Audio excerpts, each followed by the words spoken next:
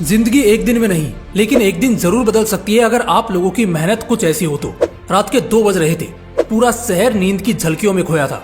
लेकिन क्या वजह थी कि वरुण को नींद नहीं आ रही थी। ठंड का मौसम उसके लिए भी था, नींद उसके लिए भी थी, रात उसके लिए भी थी। लेकिन आखिर क्यों उसको नींद नहीं आ रही थी दूसरों की तरह? क्यों वो बिस्तर पे नहीं जा रहा था, बल्कि किताबों में खोया लगातार पढ़े जा रहा था? वो एक झोंपड़े में रहता था। हाँ बिल्कुल, उसे झोंपड़ा ही कहेंगे। एक टूटा फूटा सा मकान जिसकी दीवारें इतनी कच्ची कि कभी भी गिर जाए। आज उस लड़के ने रात को कुछ खाया भी नहीं था, क्योंकि घर में खाना बना ही नहीं था। पूरा परिवार आज भूखा सोया था, क्योंकि पिछले 1 महीने से उनके घर में आधा राशन ही आ रहा था। दिन में वो बस एक टाइम ही खा रहे थे। इसकी वजह थी कि वरुण के पिता के अस्थमा का इलाज चल रहा था।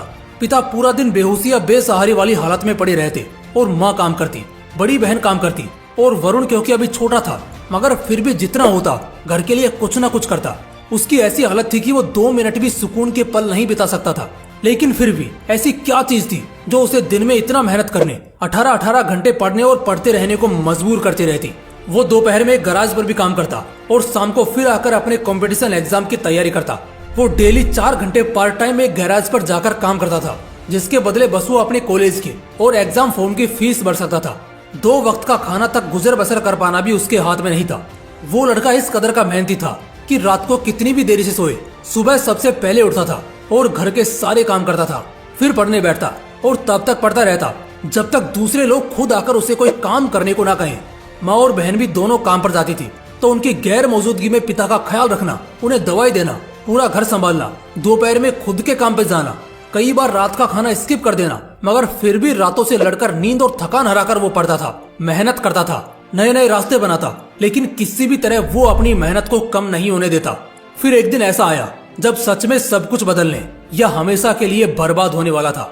वो बंदा रेलवेज की तैयारी कर रहा था। इतनी मेहनत जो इतने सालों से वो उस चीज के लिए कर रहा था, फाइनली अब उसे पूरा करने का, यानी वो एग्जाम का दिन आ चुका था।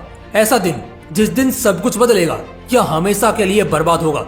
बर्बाद होगा ऐसा इसलिए कह रहा हूँ क्योंकि घर वालों के लिए जिंदगी काटना और मुश्किल हो गया था। वरुण पढ़ाई कर रहा था, इस वजह से घर का खर्च नहीं निकल रहा था। ऊपर से उसकी पढ़ाई में अलग खर्च लगता। इसी वजह से उसके पास ये आखिरी मौका था।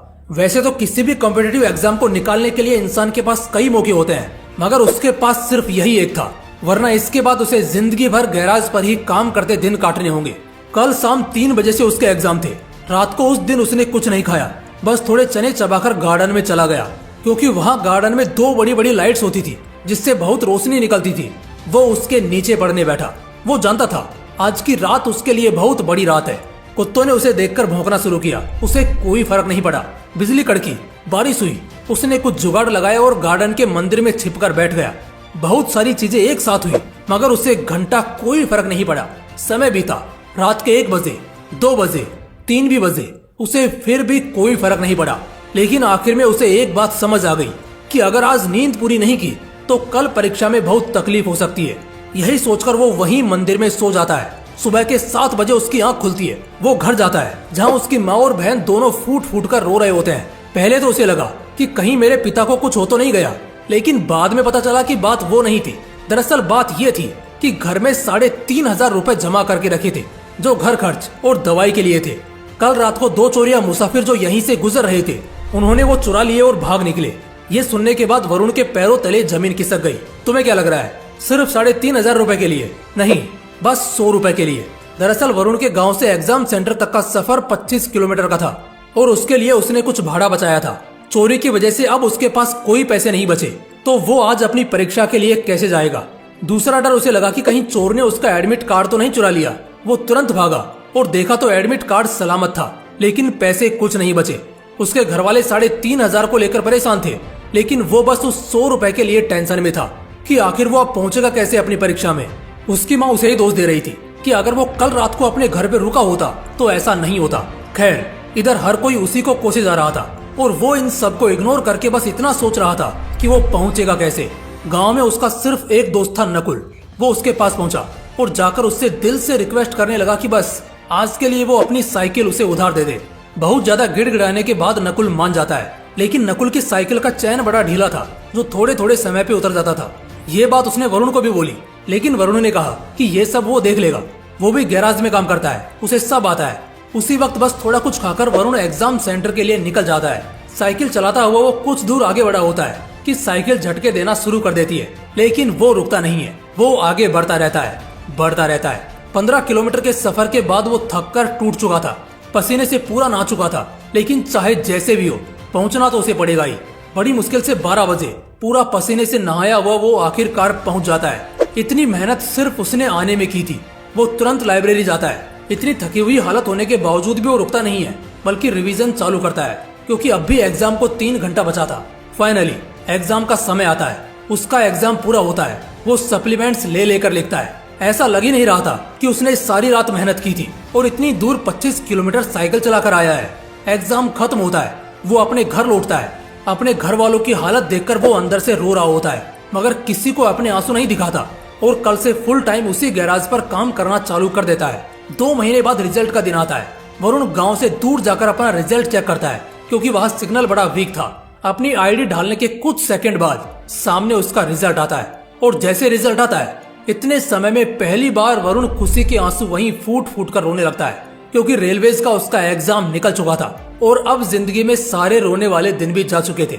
वो पैदल दौड़ता हुआ अपने घर पहुंचता है और अपने परिवार को एक खुशखबरी देता है। इस खुशखबरी को सुनकर उसके घर वालों को भी यकीन नहीं होता।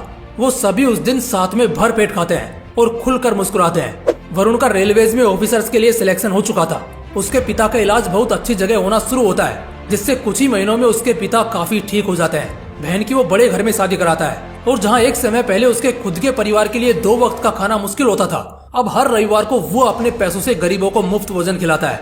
वो आज एक बहुत अच्छे घर में रहता है। लाख रुपए से ज्यादा की सैलरी है उसकी। जहाँ कभी साइकिल के लिए वो तरसता था, आज कार में घूमता है। जहाँ कभी 3,500 के लिए और 100 रुपए के लिए रोया था, वो आज 3,500 की तो सिर्फ साड़ी उसकी माँ पहनती है। देखो दोस्तों, जिंदगी कहां से कहां बदल जाती है एक पल में, लेकिन ये सब कुछ एक पल में नहीं होता। कामयाबी या शोहरत की सबसे बड़ी बात ये होती है कि कामयाब होने के लिए आपका अमीर गरीब, खूबसूरत बदसूरत, होशियार या बुड़बक होना जरूरी नहीं होता, बल्कि थोड़ा स्मार्ट और मेहनत होना मायने रखता है। इस पूरी कहानी, इस पूरे सफर को देखेंगे तो एक ही चीज सबसे ज्यादा गौर करने वाली और सीखने वाली हमें मिलेगी, और वो हम देख सकते हैं कि सिर्फ पढ़ाई का ही नहीं, वरुण को मेहनत करने का नशा था। जब एक इंसान को मेहनत का नशा हो जाता है ना, तब जाकर सच में वो कुछ भी बन सकता है। अगर मेहनत करने का नशा नहीं होता ना उसमें, तो आज वो गैराज पर ही काम कर रहा होता। पिता की हालत और भी ज्यादा खराब हो चुकी होती। बहन की जिंदगी खराब हो जाती, क्योंकि अच्छे घर में शादी नहीं हो पाती। माँ जिंदगी भर घुटती रह जाती। लेकिन बहुत जल्द उसे ये बात समझ में आ गई थी कि आज मेहनत का नशा करना होगा, वरना कल जिंदगी भर के लिए रोने की आदत डालनी होगी। वो कितना मेहनती था ये तो हमने देख ही लिया है। दिन में गैराज और रात को लालटेन पर टिका रहता। 2 किलोमीटर पैदल चले जाएं तो ना जाने कितना दर्द दिखाते हैं, और वो 15 किलोमीटर साइकिल चलाता है। फिर भी एग्जाम में 1 सेकंड के लिए भी आराम नहीं फरमाता। दोस्तों, आखिर में बस एक छोटी लेकिन बहुत पावरफुल बात कहना चाहूंगा कि किस्मत भी उसी का साथ देती है जो बंदा मेहनत करता है, चाहे वो कोई भी हो। हर कोई आज जो कामयाबी की अय्यासी करता तुम्हें दिख रहा है ना, कभी उसने भी मेहनत का नशा किया होगा। दोस्तों, इस वीडियो का मकसद ये एहसास कराने का था कि एक इंसान मेहनत के किस हद तक जा सकता है, और जब एक बार तुम मेहनत का नशा करना सीख जाते हो ना, तो हर मुकद्दर का सिकंदर तुम्हारी मुट्ठी में होता है। दोस्तों, अगर वीडियो अच्छा लगा तो इसे अपने दोस्तों के साथ जरूर शेयर करना। बाकी फिर मिलते हैं इसी तरह के एक और बवाल वीडियो के साथ। जय हिंद, जय श्री कृष्णा।